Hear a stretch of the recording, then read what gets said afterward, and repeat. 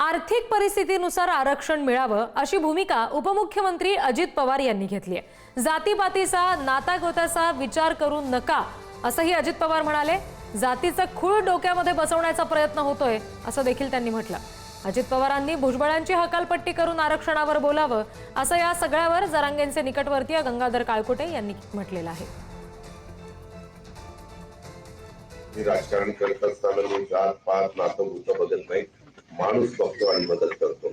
इथं काय होतं, काही काही लोक वेगवेगळ्या पद्धतीनं जातीचं खूळ डोक्यामध्ये बसवण्याचा प्रयत्न आणि समाजामध्ये तेढ निर्माण करण्याचा प्रयत्न करतात।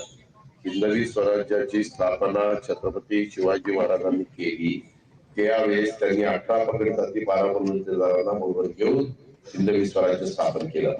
त्या शिवाजीराव फुले आंबेडकरांच्या विचारधारेने आपल्याला गेलं तरच बीडकरांनो आपलं भलं होणार आहे, हे आपण कृपा करून लक्षात घ्या।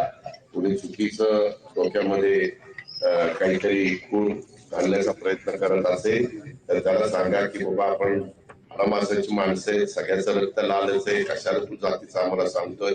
तो आजच्या वक्तव्यातून त्यांनी जातीपातीच्या पुढे जाऊन विचार करा असं सांगितलं असताना एकीकडे ते असं वक्तव्य करतात आणि त्यांच्याच पक्षात असलेले मंत्री छगनराव भुजबळ हे मराठा आरक्षणाला विरोध करतात, ओबीसीतल्या आरक्षणाला विरोध करतात। हे सगळे दुटप्पीपणा आहे। अजितदादाचा पक्ष पवार फॅमिली यांनी कधीही मराठा आरक्षणाला पाठिंबा दिल्याचं ऐकिवात नाही, परंतु त्यांनी भुजबळांना तरी आवरलं पाहिजे किंवा भुजबळासारख्या लोकांना मंत्रिमंडळात न ठेवता त्यांची हकालपट्टी सुद्धा केली पाहिजे आणि नंतर असे वक्तव्य केले पाहिजे।